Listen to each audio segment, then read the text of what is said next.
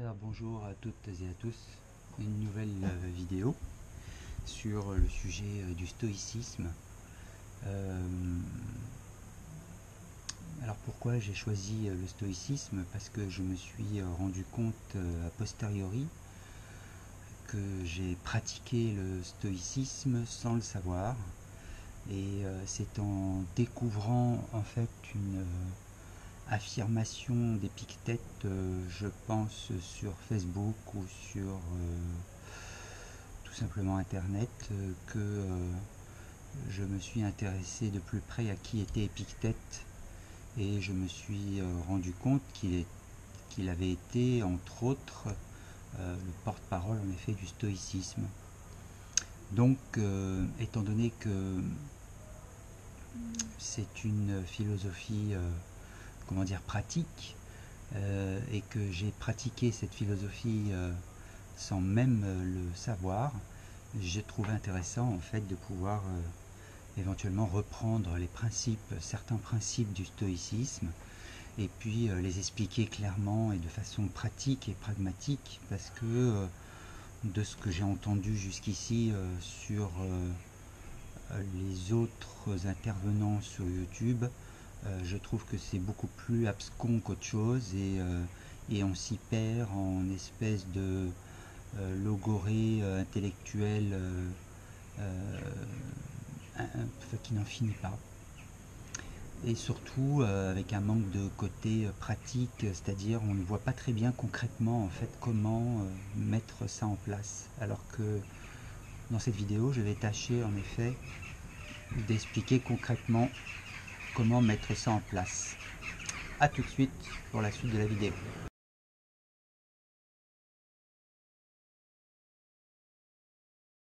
Alors la première comment dire, des affirmations comment dire, dont parle Épictète est en fait ce qui dépend de nous. Alors en fait il part du principe tout simplement que il y a des choses, des domaines dans la vie en fait qui dépendent de nous, et des domaines de la vie qui ne dépendent pas de nous. Le pouvoir d'un pays ne dépend pas de nous, le sort d'un peuple ne dépend pas de nous, le sort du voisin pas plus. Retrouver la santé ne dépend pas de notre pouvoir propre et personnel et direct. En tous les cas, il ne peut pas y avoir un commandement direct et un pouvoir personnel direct dessus. On ne peut pas faire retrouver la santé à un corps uniquement par la volonté. Donc ce que Épictète entendait par là, c'est qu'il y a des choses, des domaines de la vie en fait, qui dépendent directement de notre périmètre de pouvoir, et des choses qui n'en dépendent pas du tout, et pour lesquelles en effet il est bon de ne pas du tout user d'énergie et en abuser et en dépenser pour rien, puisque ça serait évidemment aller à l'encontre de l'état de paix, de bien-être et de sérénité.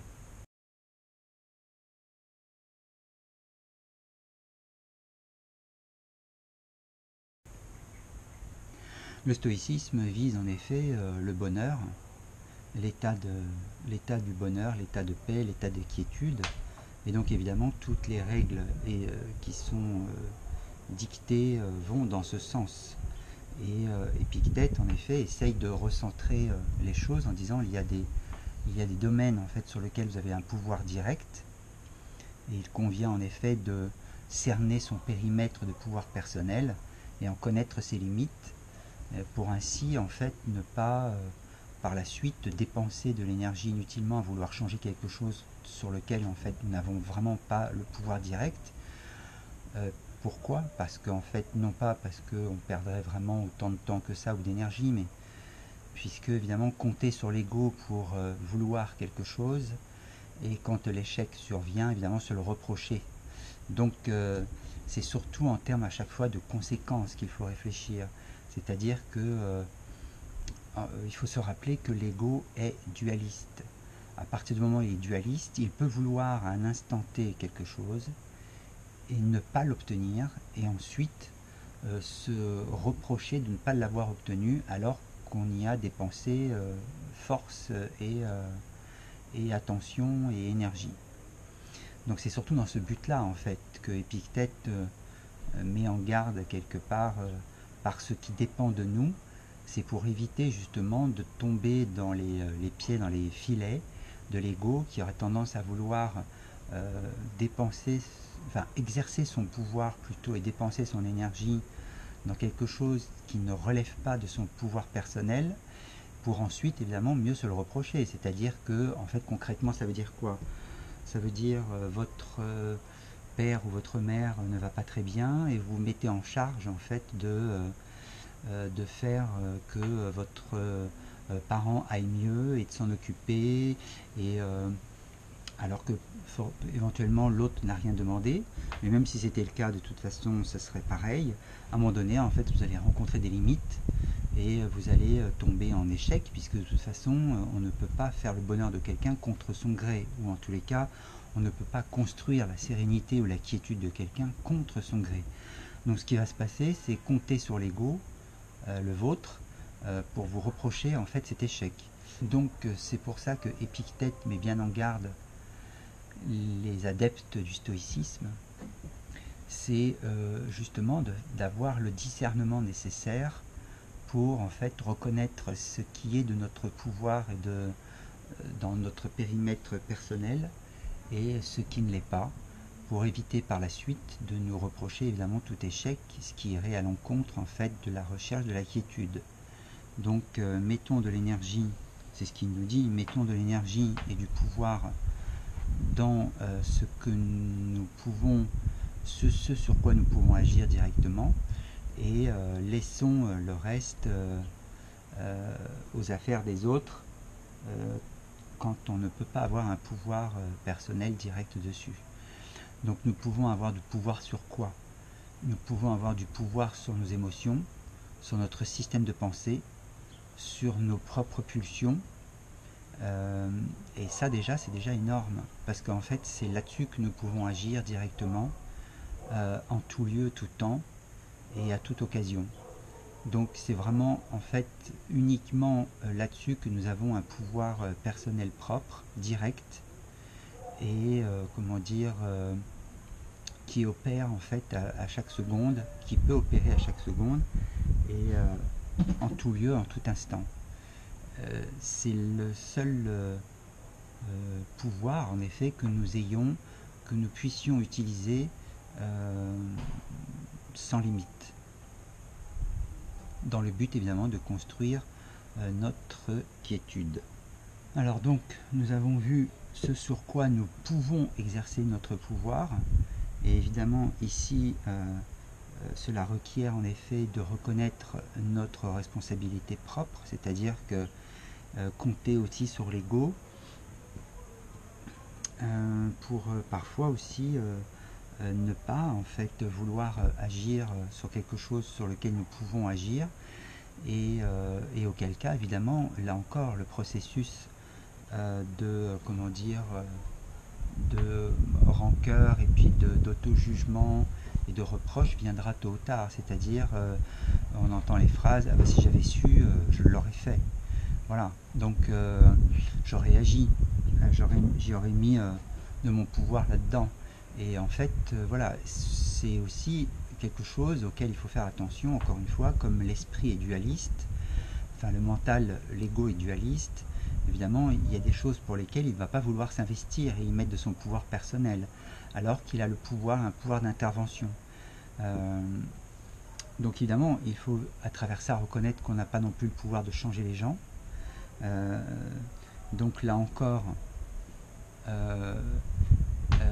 bien discerner en effet le moment où il y a des choses sur lesquelles on peut agir et exercer notre pouvoir, et des choses sur lesquelles en fait il faut directement lâcher, au risque en plus que cela nous retombe dessus de manière indirecte ou directe. Donc c'est pas une mince affaire en fait que de définir le périmètre de notre pouvoir, là où il commence, là où il s'arrête, et de définir aussi à quel moment on y met comment dire, on y va à la louche ou alors on n'y va pas du tout. Donc tout ça, c'est en effet quelque chose qui se définit comment dire, par soi-même, tout en sachant que le premier des pouvoirs sur lesquels nous pouvons, les premiers domaines en fait sur lesquels nous pouvons agir, encore une fois, c'est vraiment notre esprit, nos émotions, notre façon de penser, notre façon de voir le monde, notre façon de le percevoir, et nos ressentis, nos sensations. Et ça, en fait, c'est quelque chose qui contribue évidemment comment dire, au bonheur tant recherché par les stoïciens.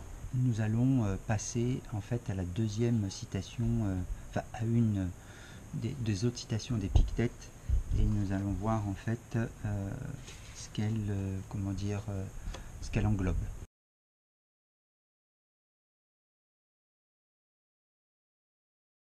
Donc la deuxième affirmation d'Épictète, qui est tout aussi intéressante et complémentaire de la première, c'est une citation qui est intéressante et même importante. Pourquoi? Parce que, comment dire, elles incluent l'idée que ce qui arrive, que l'ego n'a pas souhaité, n'a pas voulu, curieusement, pourrait être vécu comme si en effet les circonstances pourraient être vécues comme si en effet le moi les avait cherchées volontairement. Et alors, évidemment, c'est une façon, encore une fois, de ne pas être dans la résistance, comment dire, à une circonstance et un événement. Pourquoi? Parce qu'en fait, on aurait tendance à vouloir agir dessus et en fait à exercer notre volonté pour que cela change, pour que les choses changent. Or, on revient à la première citation, a-t-on le pouvoir de changer forcément cet événement-là? Et si c'est le cas, quelle énergie allons-nous mettre pour quel résultat? Pour quelles conséquences? Là, il y a peut-être une voie plus simple et en même temps peut-être plus rapide, c'est que les choses qui nous arrivent, en fait, seraient le fruit de notre volonté pure. En tous les cas, on pourrait le vivre comme tel. Ce qui est beaucoup plus intéressant, puisque on peut dans ces cas-là exploiter la situation, plutôt que de la subir comme un poids, comme une charge, comme une peine, comme un accablement. Au contraire, là, on pourrait utiliser notre potentiel pour l'exploiter pleinement et voir en fait ce que l'on peut en faire.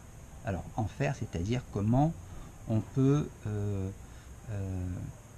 comment dire, s'adapter à cette situation et qu'est-ce qu'on peut surtout en comprendre. Mais au-delà de cette première explication, en fait, ma compréhension profonde des choses m'inciterait plutôt à vous dire que ce n'est pas l'ego en effet ce n'est pas votre moi qui a choisi telle ou telle circonstance difficile, dramatique ou insoutenable. Mais je pense que en fait Épictète évidemment avait la notion de l'âme. Il savait parfaitement que chaque corps avait une âme et je pense que ça il l'avait vraiment bien pris en considération. Et pour l'époque ils étaient quand même beaucoup plus spirituellement évolués que ne l'est aujourd'hui la population globalement. Mais en tous les cas, la notion de l'âme, je pense qu'il l'avait complètement intégrée. Et si on part de ce principe qu'il a intégré la notion de l'âme, je pense que peut-être qu'il voulait dire par là que son ego n'avait sûrement pas choisi une situation difficile, extrême ou insoutenable, mais que son âme avait sûrement choisi cette situation, cette circonstance, cette condition pour qu'elle soit justement propice à comment dire, mettre en lumière quelque chose à l'intérieur de nous. Et c'est pour ça qu'il est intéressant de considérer en fait une circonstance comme si on l'avait désirée, comme si on l'avait voulu, parce que en fait il n'y a pas de résistance à la circonstance. C'est-à-dire que en l'absence de résistance face à une circonstance, en fait on reste ouvert. on reste ouvert et on reste en contact avec ce qui se passe à l'intérieur de nous. Et c'est ça qui est le plus intéressant, c'est que finalement ça permet cette ouverture et cette acceptation et cette absence comment dire, de résistance va permettre finalement de laisser remonter à la surface des émotions, des sensations qui vont pouvoir être mis en fait sous la lumière de la conscience. Et finalement, c'est une proposition en fait à une guérison de nos propres émotions, de nos propres sensations, de nos propres pensées, de nos propres dictats intérieurs. Et quoi de mieux que qu'une circonstance pour pouvoir les mettre en lumière justement, pour pouvoir les faire en fait ressurgir du chapeau alors qu'elles étaient enfouies bien profondément depuis peut-être un bon petit bout de temps. Et finalement, quand on accueille une circonstance comme si on l'avait désirée, finalement, on se permet de pouvoir laisser remonter en nous ces émotions et ces sensations parfois désagréables. Mais comme on a appris à ne pas résister, eh bien, finalement, c'est ce sur quoi nous allons pouvoir agir, encore une fois, c'est-à-dire que l'observation, l'acceptation pleine et entière d'une sensation, le fait de la vivre totalement dans son corps, de la ressentir et de se laisser le temps de la ressentir et de lui laisser le temps de s'écouler, va peut-être permettre en fait une disparition totale de cette sensation pour toujours. En tous les cas, c'est une proposition que la vie vous donne, que votre âme vous propose, que votre âme vous soumet, à vous ensuite évidemment de comment dire d'accepter ou non, mais encore une fois, refuser, c'est évidemment entretenir la souffrance et c'est pas ce que les adeptes du stoïcisme cherchent, c'est-à-dire qu'ils cherchent vraiment à se libérer justement de la souffrance pour pouvoir justement grandir en quiétude, en sérénité. Alors au regard de ce que je viens de dire, évidemment, le mental a tendance en fait à soit évidemment comme je l'ai dit à s'opposer à une circonstance et donc à y résister, ou alors au contraire à se dire je dois accepter. Ce qui est tout aussi, j'allais dire, délétère que le premier positionnement, puisque le je dois accepter veut dire qu'en fait vous n'êtes pas dans cette acceptation. Et vous n'êtes pas dans ce respect comment dire, de refus. Le refus, en fait, est une phase, est une première phase. Si une circonstance se présente et que vous sentez que votre ego refuse vraiment en bloc cette situation, l'attitude en fait à avoir est toujours cette même attitude, c'est-à-dire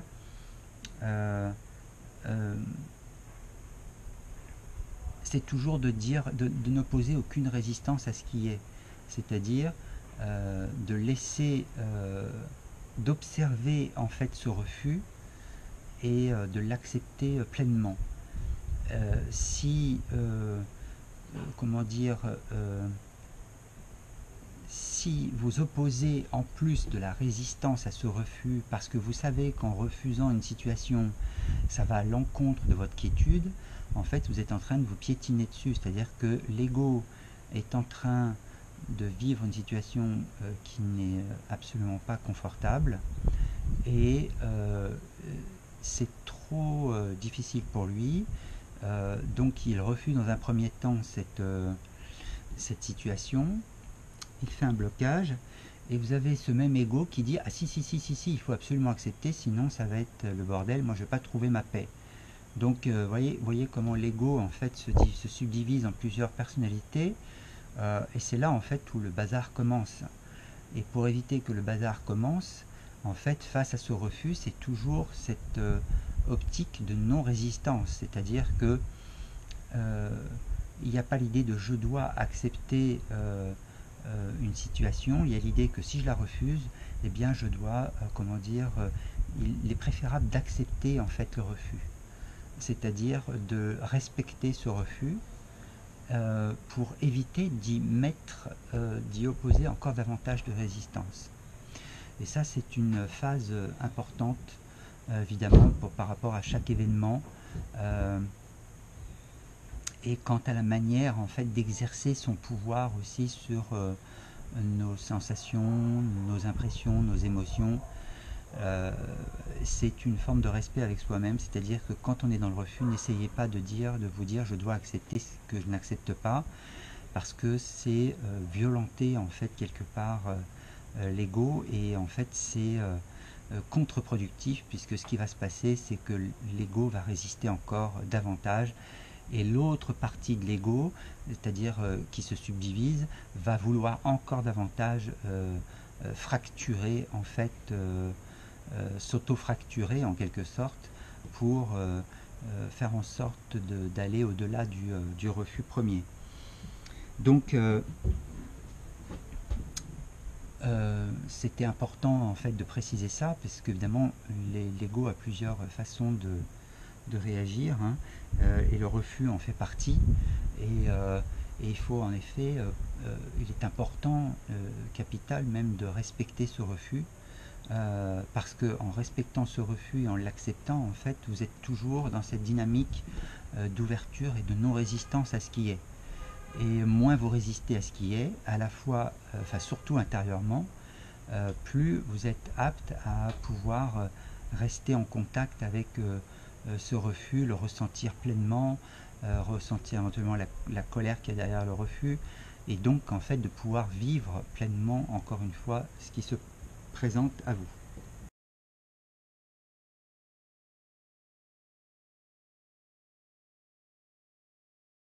Alors la troisième affirmation qui me semble aussi intéressante, que donne Épictète, c'est joue ton rôle de la manière la plus élevée possible. Alors ça peut paraître complètement abscon, mais il part du principe que, bon, à l'époque, il faut resituer aussi les choses, hein, il y avait des maîtres et des esclaves, et donc quand on était esclave, eh bien pour lui, en fait, il était question d'incarner, comment dire, l'état d'esclave de la manière la plus, j'allais dire, la plus noble qui soit, c'est-à-dire la plus évoluée possible, et non pas être esclave. En fait, était, comment dire, un statut, en fait, puisque on était rattaché à un maître à l'époque, et que ce qui nous donnait ce statut officiel d'esclave. Mais on peut avoir un statut d'esclave et être quelque chose intérieurement totalement différent. Je vais prendre une autre image, qui est le malade. On peut avoir un statut de malade, mais pour autant être quelqu'un de très être quelqu'un d'autre en fait à l'intérieur. Et donc ce que propose Épictète finalement, c'est d'exploiter encore une fois une situation au niveau le plus évolué, au niveau, enfin quand on dit au niveau le plus évolué, c'est évidemment, on parle d'évolution de conscience, c'est-à-dire que peu importe la condition dans laquelle on se trouve, malade ou esclave de quelqu'un, ou employé de ménage, ou technicien de surface si vous préférez. Il s'agissait en fait de ne pas s'identifier en fait au statut qui nous était décerné sur Terre, mais plutôt en effet de dépasser en fait le périmètre de ce statut, pour laisser en effet la conscience, comment dire, émerger au point le plus culminant possible. Et cela en fait demande de se comment dire, désidentifier de son statut, quel qu'il soit d'ailleurs. De la même manière, de toute façon, qu'il pouvait en être de même pour un maître. Il y avait des maîtres qui étaient maîtres d'esclaves, mais qui pour autant avaient une vue assez élevés en fait de leur fonction. Et quand je dis élevés, c'est-à-dire assez évolués, c'est-à-dire que ce n'est pas les maîtres basiques qui s'amusent à réprimander et à faire de l'abus de pouvoir ou d'autoritarisme sur leurs esclaves pour avoir vraiment la sensation d'être un maître. Il y en avait qui avaient compris que être un maître, ça incluait aussi d'enseigner à son esclave plein de choses. Donc ça nécessitait en fait d'être dans la relation à l'esclave, quelqu'un en fait d'évoluer pour lui apprendre, pour lui transmettre certaines valeurs. Et bien là c'est pareil, on peut être le malade de la famille, on peut être, comment dire, n'importe quel statut en fait social. Euh, euh, on peut être avocat, magistrat, policier, et pourquoi pas gilet jaune. Allons-y, c'est un statut. Ce que Épictète propose en fait, c'est de sortir de cette identification pour reprendre le gilet jaune, je suis un prolétaire. Donc prolétaire veut dire qu'on gagne sa vie à partir de son propre labeur, de son propre salaire. Et voilà, c'est sortir de ces identifications, de ce périmètre identitaire, pour en fait aller au-delà de ce périmètre identitaire. C'est-à-dire que on n'ignore pas qu'on est gilet jaune, on n'ignore pas qu'on est magistrat, on n'ignore pas qu'on est ceci ou cela, malade ou comment dire, marginal, ou encore, je sais pas, encore quel autre statut. Seulement, en fait, on se désidentifie de son statut pour aller au-delà et ne pas se laisser limiter par son statut.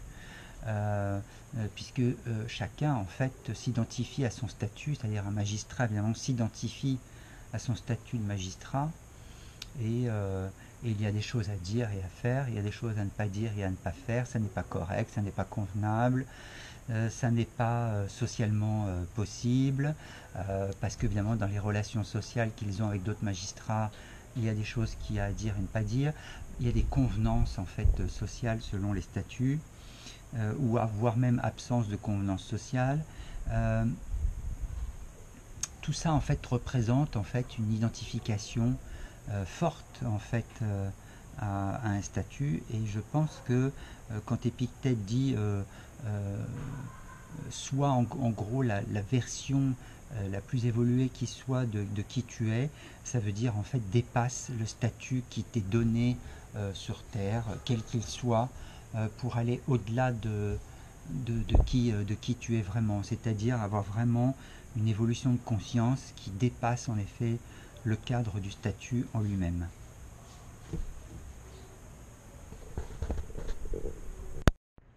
Donc en résumé, voilà, quand Épictète dit joue ton rôle de la manière la plus élevée possible, il faut entendre par élevé, c'est-à-dire au niveau de la conscience, c'est-à-dire en ayant dépassé en fait son propre statut, ses propres schémas d'identification, à qui on est, d'où on vient, de quel rang social on est, etc., pour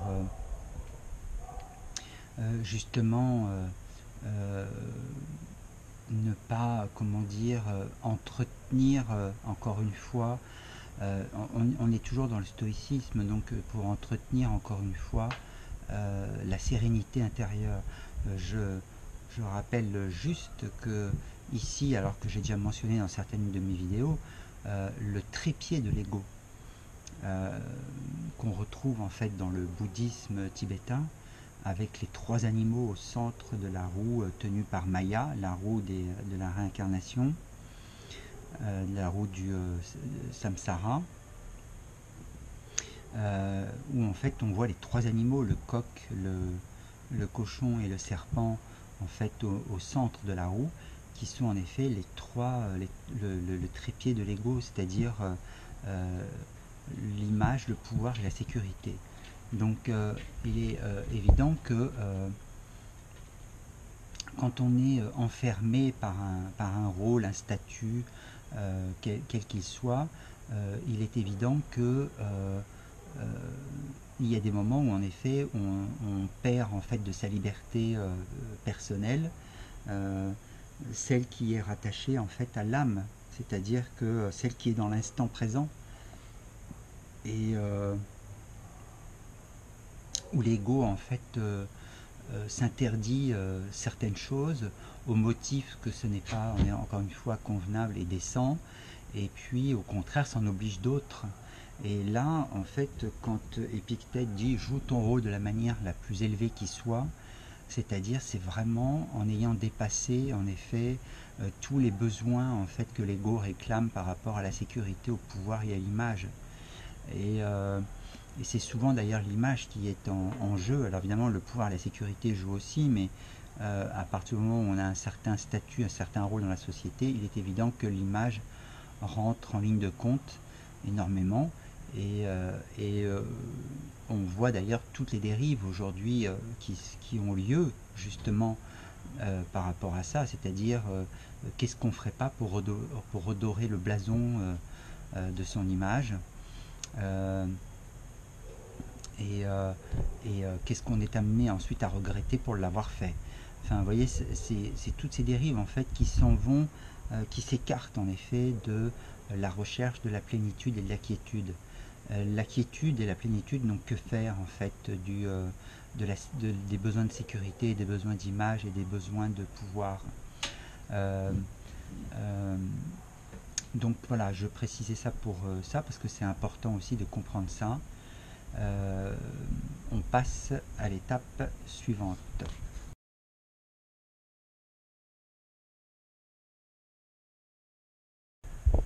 Alors, Épictète dit aussi, à un moment donné, la phrase suivante ne parle pas en termes de perte, mais plutôt dit plutôt que tu l'as rendu à Dieu. Alors, quel que soit le sujet, hein, c'est-à-dire que vous faites voler votre portable, en fait, il n'a pas été volé ou perdu, il a simplement été rendu. Voilà. Alors là encore, c'est une invitation.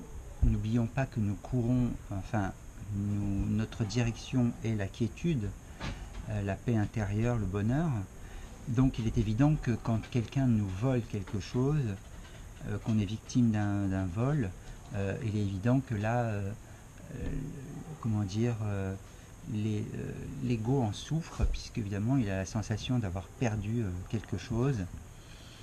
Euh, comment dire, il a la sensation que on lui a, comment dire, soustrait quelque chose contre sa volonté.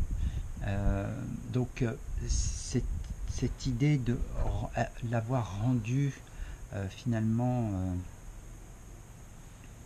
à, comment dire, l'avoir rendu à Dieu est juste en effet une image qui permet, enfin qui évite plutôt au tourment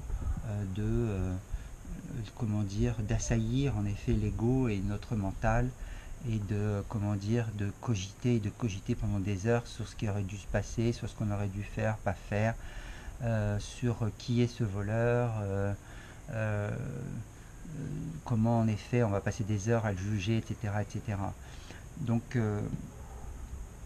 la proposition d'Épictète évidemment est intéressante puisqu'elle nous invite encore une fois à parer au plus court et au plus rapide, c'est-à-dire éviter encore une fois au mental de s'emparer en fait d'une situation, notamment quand on est lésé, et qui ferait qu'en fait on perdrait notre quiétude et qu'au contraire on serait plutôt tiré vers le bas au lieu d'être tiré vers le haut. Qui Épictète part du principe que rien sur Terre ne nous appartient véritablement. Il part du principe que tout est un prêt temporaire. Même votre maison que vous avez achetée, la voiture, la, la villa, les terres, tout ça en fait, bah, la phrase le dit souvent, hein, à notre enterrement, il n'y a pas notre coffre-fort qui nous suit, quoi. Donc il y a vraiment l'idée que, en effet, rien sur Terre au niveau matériel ne nous appartient définitivement. C'est pas quelque chose qu'on va pouvoir emporter avec nous. Euh, donc il y a l'idée en fait de ce détachement par rapport au matériel, c'est-à-dire que on peut en effet profiter et jouir en effet de certains biens matériels, mais à partir du moment où ils nous sont soustraits, eh bien, réjouissons-nous d'avoir pu en profiter. C'est, comment dire, c'est une invitation à voir les choses en fait sous un autre angle. Et pour éviter encore une fois à la victime en nous d'être là à se plaindre, à avoir à faire des jérémiades pendant des heures pour rien en fait, puisque au bout d'un moment, tôt ou tard, on va finir par retrouver de la distance par rapport à ce qui s'est passé, par rapport à ce qu'on a perdu, par rapport à ce qu'on nous a volé, et finalement, on va arriver à trouver la paix. Mais combien de temps se seront passés avant que notre mental se calme? Donc il y a des raccourcis beaucoup plus rapides. C'est-à-dire que Épictète en propose un en disant ne parlez pas en termes de perte, mais plutôt d'avoir rendu quelque chose. Voilà. Donc vous avez acheté un portable, il vient d'être volé par quelqu'un, et bien vous l'avez rendu à Dieu. Voilà. Et il ne vous était pas destiné en quelque sorte de façon définitive. Et d'ailleurs pas plus peut-être qu'il ne sera destiné de façon définitive au voleur en question, qui ne l'emportera pas non plus avec lui dans son cercueil. Donc ce qui est important, c'est de réfléchir en fait à l'idée de cette idée comment dire, de possession, c'est-à-dire de posséder les choses et de posséder les êtres, hein, parce que c'est un peu au même niveau, hein. Ma femme, mon fils, ma fille, mes enfants, ma maison, ma voiture, mes clés, mon chien, ma brosse à dents. Donc c'est quoi? C'est au même niveau, c'est-à-dire que mon chien, mon enfant, ma femme, ma brosse à dents, c'est moi, c'est à moi, c'est ma chose, ce sont mes choses. Vous voyez, c'est un peu cette idée-là, cette idée que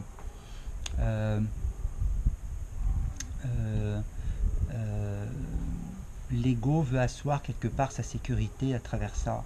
C'est-à-dire que il veut que dans l'idée, les choses lui appartiennent. Enfin, il veut avoir le sentiment que les choses lui appartiennent définitivement, tout du moins tant qu'il n'a pas décidé de son propre chef de s'en séparer. Et c'est là où c'est intéressant, voilà. C'est-à-dire que c'est cette idée que de s'accaparer les choses au point de les vouloir définitivement pour soi, plutôt que l'idée de se dire tiens, j'ai acheté ça, ça me fait plaisir parce que j'en jouis, mais le jour où cet objet ou cet être m'est retiré, eh bien finalement, est-ce que ça va être pour autant une raison suffisante pour me faire perdre cette quiétude? C'est encore une fois, c'est une jauge, c'est-à-dire que quand on perd cet objet ou cette personne, si on perd sa quiétude, sur quoi avions-nous installé notre sensation de plénitude ou de bonheur ou de jouissance? L'avions-nous placé à l'extérieur de nous ou alors à l'intérieur de nous? Et si l'on n'est pas en mesure, et en fait finalement si on perd un objet parce qu'il nous a été volé ou qu'on l'a perdu tout simplement et qu'en fait on s'en accable ou qu'on en accable l'autre, c'est une jauge en fait. Là il y a un indicateur précis qui est en train de vous dire attention, tu as mis ta jouissance sur des objets extérieurs à toi. Tu as oublié que la jouissance, le plaisir, le bonheur était quelque chose qui était inaltérable et que même la perte d'un portable, le vol d'un portable, le cambriolage d'une maison, la perte de sa femme ou de son mari ou d'un enfant ne doit pas être la cause suffisante pour perdre cette quiétude intérieure. elle doit être au contraire, comment dire, une marche supplémentaire pour lâcher quelque chose en nous, pour pouvoir guérir quelque chose en nous. Donc voilà comment en effet j'explique cette phrase d'Épictète dans ce qu'il nomme ne considère pas avoir perdu quelque chose, mais plutôt l'avoir rendu.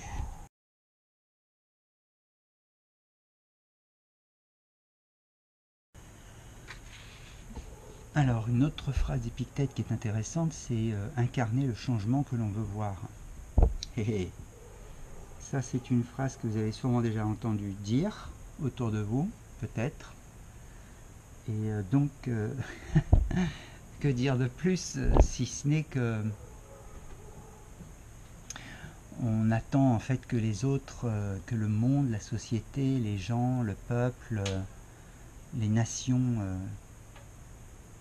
changent, qu'un paradigme nouveau s'installe pour que son bonheur personnel puisse enfin prendre effet.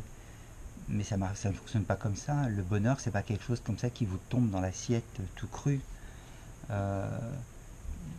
D'ailleurs, ce que vous attendez des autres, les autres l'attendent aussi de vous. Je vous fais remarquer que quand vous dites au monde entier « j'attends que le monde change pour que je puisse enfin jouir de mon propre bonheur », les autres sont en train de vous dire exactement la même chose. C'est-à-dire qu'ils sont en train d'attendre après vous pour que vous changiez, pour que les autres puissent enfin être heureux. Donc c'est le principe que j'appelle de réciprocité.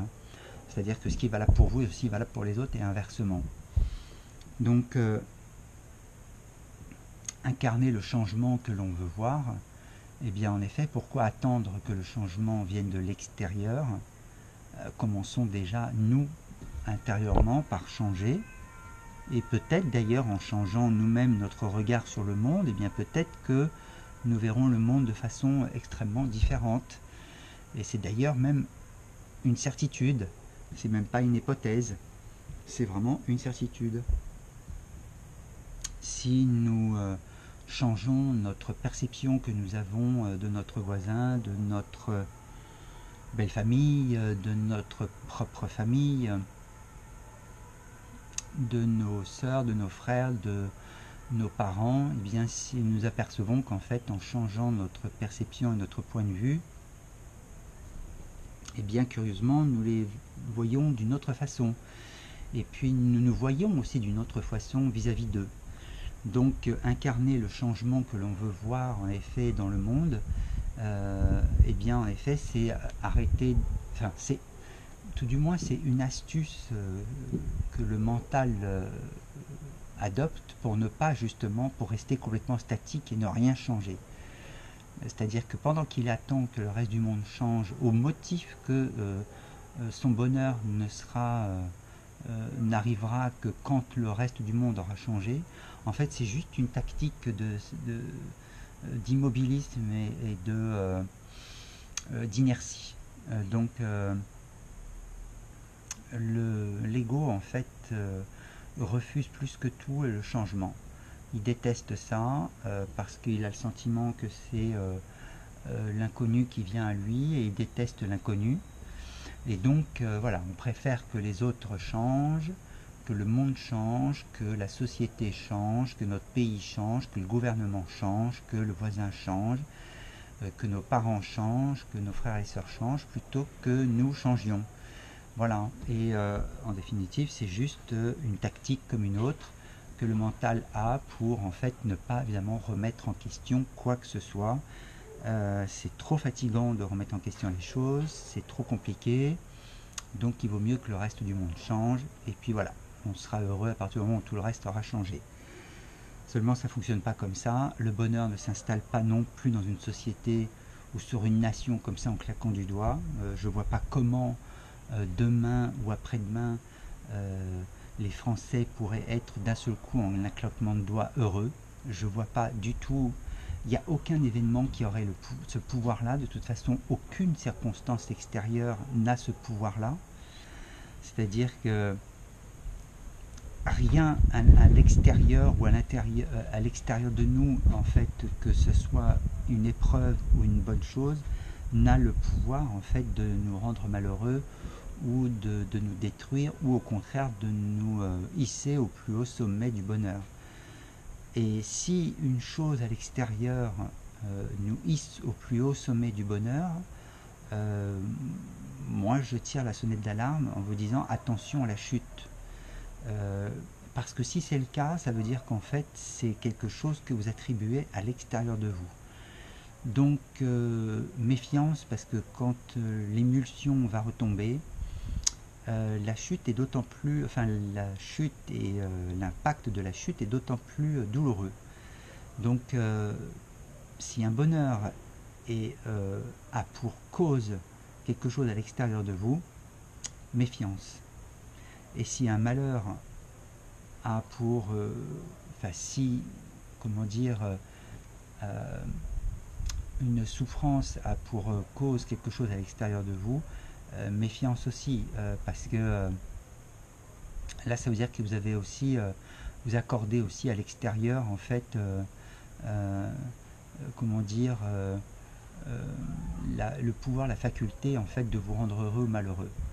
Donc ça c'est, on s'en va en dehors du stoïcisme total, parce que Épictète en effet énumère exactement, enfin dicte exactement le contraire. Il pense au contraire que le bonheur, en fait, autant que le malheur, c'est juste en effet un état d'esprit en soi, mais que rien ne peut causer en effet de souffrance, rien à l'extérieur ne peut causer de souffrance, comme rien à l'extérieur ne peut être vraiment la cause de notre bonheur. Donc on a vu en effet pourquoi il était important d'être le changement que l'on veut voir dans le monde. Tout simplement aussi parce qu'en incarnant ce changement de paradigme au fond de soi, en fait, vous allez inspirer davantage les autres qui vous côtoieront. Vous allez, comment dire,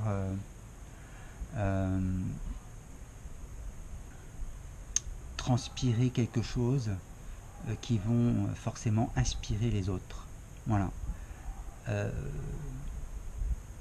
Quand une quiétude, une sérénité est installée, les autres le sentent, le perçoivent, et que à un moment donné, quand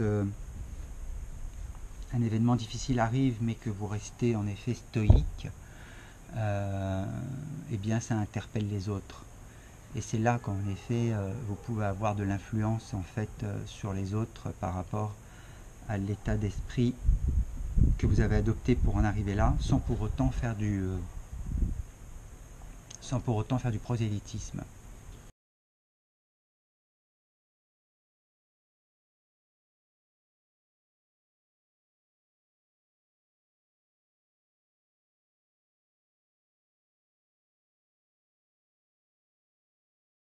Et nous arrivons donc sur une phrase qui a toute son importance et qui jusqu'ici en fait échappe beaucoup à toutes les explications que j'ai pu entendre sur le stoïcisme, et nous arrivons à cette phrase célèbre qui dit nous ne souffrons pas, c'est ce que dit Épictète, hein, nous ne souffrons pas des choses mais nous souffrons de ce que nous en pensons.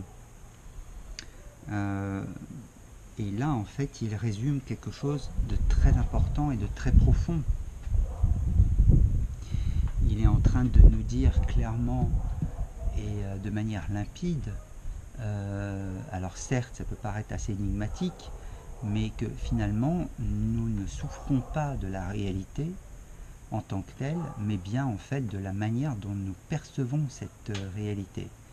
Et là ça devient intéressant, parce que ça veut dire que quand on rejoint l'affirmation numéro 1, le pouvoir comment dire, que nous pouvons exercer sur nous-mêmes, et bien là en effet nous pouvons exercer ce pouvoir-là. C'est-à-dire que nous avons le pouvoir en effet de transformer notre perception de la réalité pour ne plus en souffrir. C'est ça qu'il est en train de dire. Nous ne souffrons pas de la réalité, nous souffrons de ce que nous en pensons.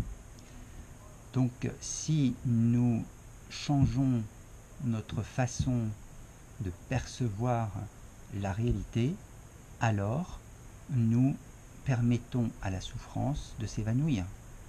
C'est ce qu'il est en train de dire clairement.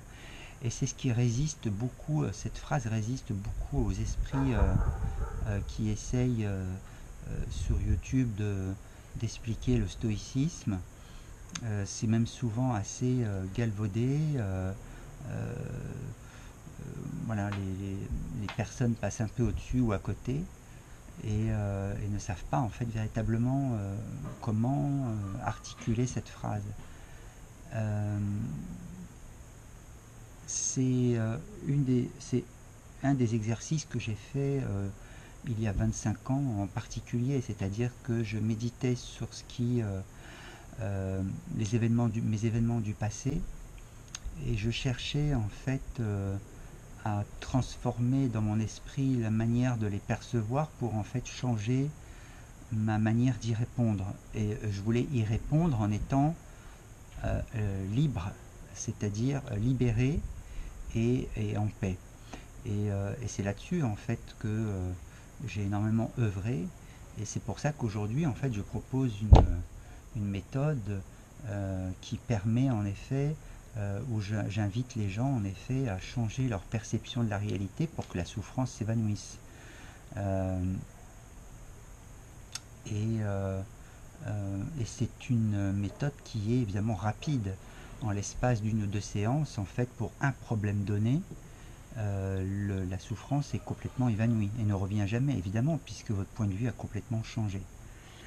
Et Épictète avait découvert ce secret-là. Ça veut dire qu'il était allé loin, loin, loin au niveau de la conscience, parce qu'il avait bien compris que la souffrance, celle dont je parlais juste à l'instant avant ce chapitre, qui consiste à croire que la cause de notre souffrance est extérieure à nous, est une illusion totale. Rien ne peut être à l'extérieur de nous la cause de notre souffrance. La souffrance n'est due qu'en fait à notre perception que nous avons de nous-mêmes par rapport à une situation, ou à la perception de la situation elle-même. Voilà.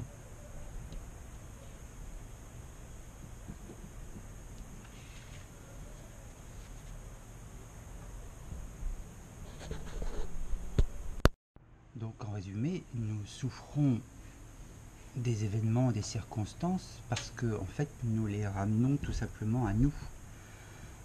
C'est-à-dire que nous nous identifions évidemment à la circonstance, et comment dire, c'est nous qui en sommes, comment dire, tributaires. Voilà, je cherchais le terme.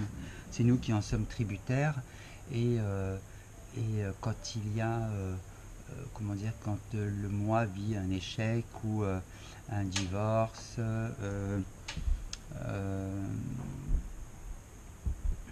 la perte d'un enfant pour X ou Y raison, il y aurait plein de situations en fait, la perte d'un emploi, etc., etc. Enfin bref, toutes ces situations qui en fait sont source de souffrance, eh bien c'est parce que en fait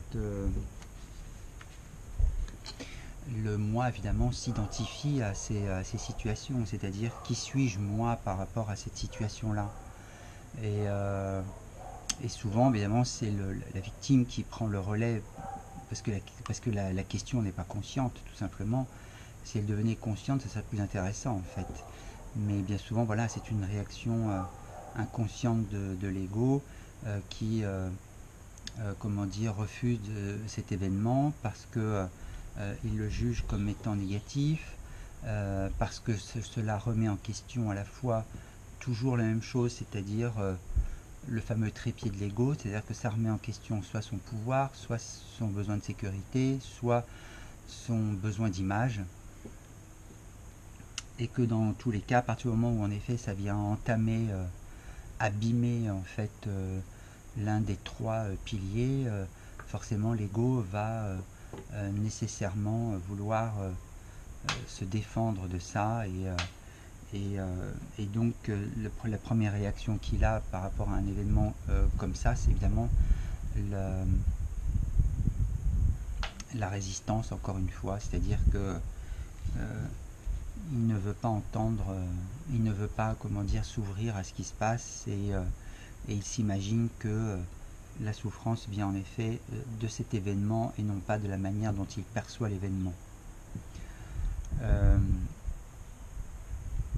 Et pourtant, voilà, Épictète nous le dit de façon claire et nette, quand on sait un peu décoder les choses et qu'on a un petit peu travaillé le sujet et qu'on a surtout expérimenté, c'est que en effet une situation peut devenir absolument neutre à partir du moment où en effet on en a une vision totalement différente. Mais pour ça évidemment il y a un travail à faire. Je vous renvoie sur les autres vidéos, notamment sur une qui s'appelle mettre un terme à la victime en soi. Voilà, qui déroule en effet toutes les étapes à pouvoir franchir pour pouvoir justement s'affranchir d'une circonstance jugée négative et douloureuse, pour s'apercevoir qu'en effet la situation en elle-même n'est rien.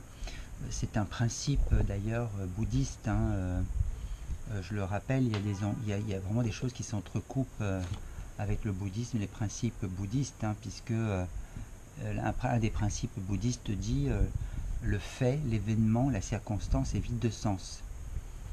C'est nous qui chargeons cet événement, cette circonstance du sens en fonction de qui on est, et de notre histoire, et de nos attentes, et de nos désirs, et de nos déceptions, etc. etc. Donc, mais les bouddhistes disent bien que les circonstances, les événements sont en soi vides de sens. Ils n'ont aucun sens à proprement parler. Il en prend un parce que nous le chargeons en fait de notre histoire, de nos frustrations, encore une fois, de nos attentes, de nos déceptions, bref, d'un tas de choses. Voilà, donc c'est ce qui tend vraiment à dire que, et à confirmer que aucune circonstance n'est une source de souffrance, que la souffrance en effet est bien issue de la manière dont on perçoit les choses, par le biais évidemment de nos pensées, hein, et c'est là-dessus que je fais travailler mes patients en fait sur la manière dont ils pensent une situation, et à partir du moment où ils la pensent différemment, ils s'aperçoivent que toute souffrance a disparu, et à leur plus grand étonnement, parce qu'ils ont pu en souffrir pendant 30 ans de leur vie, et en l'espace d'une heure et demie, il n'y a plus rien du tout, et ça les surprend parce qu'ils repensent à la situation, mais ça n'évoque plus rien du tout. Ce qui est vraiment conforte en effet cette idée qu'Épictète nous transmet, qui est que voilà, l'événement n'est rien, il n'est pas porteur de souffrance, c'est vraiment ce que nous en pensons qui est porteur de souffrance. Donc là encore, nous pouvons évidemment avoir un pouvoir évident sur ce facteur-là, donc ce qui veut dire que nous avons là encore, si l'autre en fait, ou si l'événement était porteur de malheur, ça voudrait dire qu'il faudrait changer les circonstances quand cela est possible, pour qu'en fait nous puissions réintégrer une sensation de bien-être. En gros, en fait, il faudrait que les choses aillent exactement comme on le souhaite. En fait, en gros, en résumé, c'est ça, hein, pour qu'on soit serein.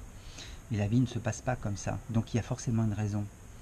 Si la vie se passe différemment, si on vous présente des plats qui vous paraissent amers, c'est qu'il y a forcément une raison. Ça ne vient pas là par hasard. Alors, encore une fois, allez voir la vidéo qui s'intitule « Mettre un terme à la victime en soi », parce que vous allez voir qu'il y a d'autres explications en complément de celle-ci, en fait, qui vous éclaireront. On va dire une dernière citation d'Épictète et puis on en finira là pour l'explication de certaines affirmations d'Épictète sur le stoïcisme.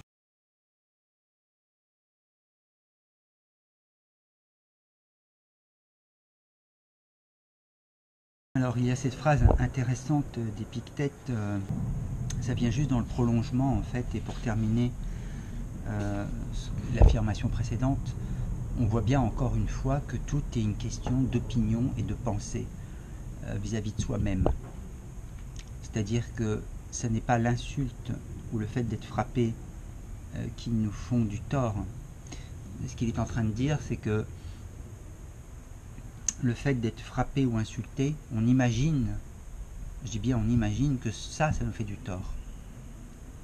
Donc ça ouvre les portes à beaucoup de choses, parce que où est la réalité là-dedans?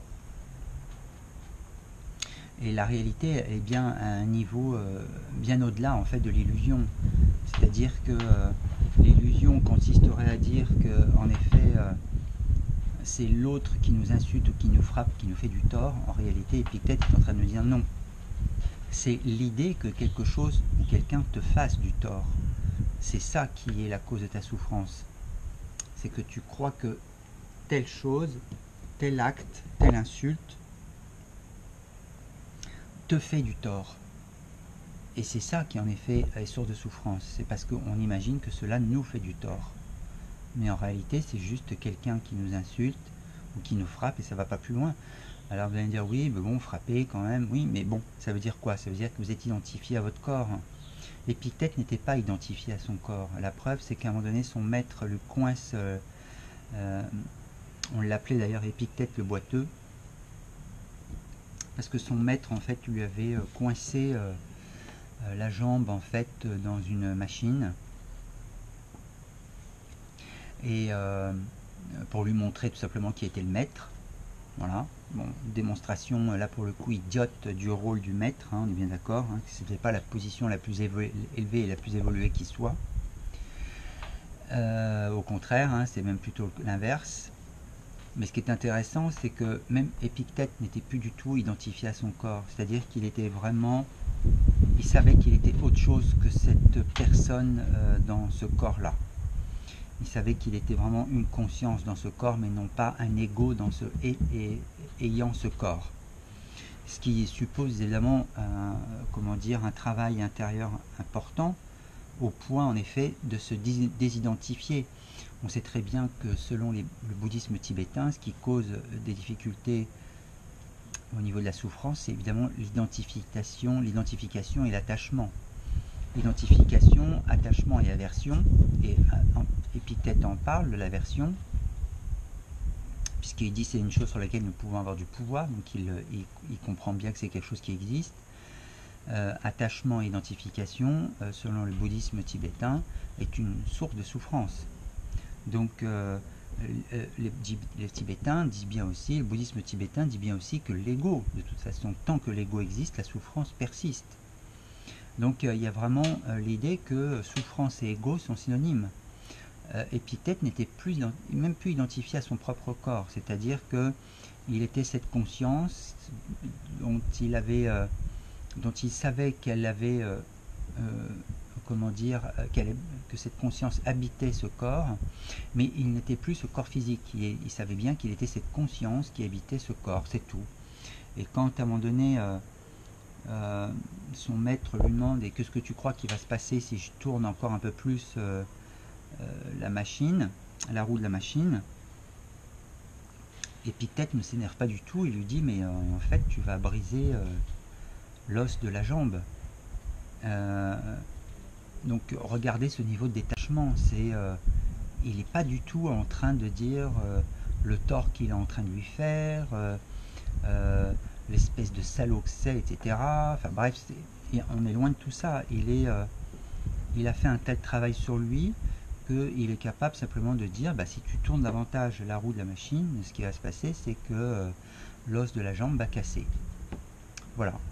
Il est juste dans quelque chose d'assez factuel, très détaché de sa personne, et pour cause, on comprend pourquoi. Et c'est ça en fait le travail qui est proposé dans le stoïcisme. C'est ce travail quotidien qui consiste en effet à se désidentifier sans arrêt par rapport à une situation donnée ou par rapport aux actions d'une personne ou au dire d'une personne à notre rencontre. Voilà. C'est il m'a fait, il m'a dit, elle m'a dit, elle a fait. elle a proféré, il a proféré. euh, euh, En fait, c'est tout le temps ramené à moi, moi. Il a fait, il m'a dit ça. En fait, plutôt que de dire tout simplement, il a dit ça. Et vous, vous n'êtes qu'un témoin en fait de ce qui se dit et de ce qui se fait. Vous êtes juste un mur de projection, mais votre ego en fait le prend différemment. Il le prend comme quelque chose de très personnel qui lui est adressé personnellement, au lieu de voir que l'autre est juste dans son système de défense et que vous, vous êtes dans le vôtre. Vous défendez en effet vos besoins de pouvoir, de sécurité et d'image. L'autre aussi défend ses besoins de sécurité, d'image et de pouvoir. Donc quand l'autre est en réaction à quelque chose, il ne vous fait pas quelque chose, il dit ou il fait quelque chose, mais qui est juste la continuité de son process mental. Donc il est en réaction à quelque chose. C'est tout. Je pense avoir fait le tour de ces différentes affirmations là d'Épictète, alors qu'elles n'y sont pas toutes, hein, il y en a évidemment d'autres, mais c'était des affirmations que je trouvais intéressantes à couvrir. Alors j'ai peut-être dû oublier certaines choses dans ma tentative de décrire au mieux en fait les affirmations d'Épictète. Mais je compte sur vous, voilà, pour être dans l'interaction bienveillante, hein. Vous pouvez toujours être malveillant, mais je vois pas ce que ça va vous apporter, premièrement, et si vous êtes dans cette malveillance à tout craint, de toute façon, il y a de fortes chances que moi je n'y réponde pas, parce que je n'en vois aucun intérêt. Donc du coup, bah, ça sera stérile pour vous, vous serez énervé pour rien sur YouTube. Par contre, une remarque ou une critique bienveillante eh bien, apporte toujours une réponse qui peut être intéressante à la fois pour vous et pour moi. Voilà, c'est juste un choix que vous pouvez faire là encore, selon en effet ce que vous avez décidé de semer en vous surtout. C'est surtout ça. En tous les cas, j'espère avoir été le plus clair possible. Vous pouvez me retrouver sur Facebook en tapant Frédéric Dautrive, alors Frédéric IK à la fin, et Dautrive D apostrophe HAUTERIVE. Merci de m'avoir écouté. N'oubliez pas éventuellement de vous abonner pour d'autres vidéos suivantes. Même si je ne suis pas un forcené de vidéos, malgré tout je pense couvrir des sujets, les sujets que je couvre en tous les cas sont couverts avec une certaine profondeur, donc j'évite la superficialité, le blabla inutile. Donc je pense qu'il y a quand même déjà de quoi faire dans tout ce que j'ai fait. J'essaye de faire des vidéos régulièrement, mais le plus compliqué pour moi c'est de trouver des sujets qui m'inspirent. Voilà. Donc vous pouvez toujours vous abonner, ça ne coûte rien, et puis mettre un petit pouce bleu comme on dit, un petit pouce de schtroumpf, et puis je vous souhaite en tous les cas bien de pouvoir intégrer petit à petit les différentes affirmations d'Épictète et de les comprendre au plus haut niveau qui soit, de façon à pouvoir installer vous aussi cette quiétude et ce bonheur durable en vous. En tout cas, je vous le souhaite. À tout bientôt pour une prochaine vidéo.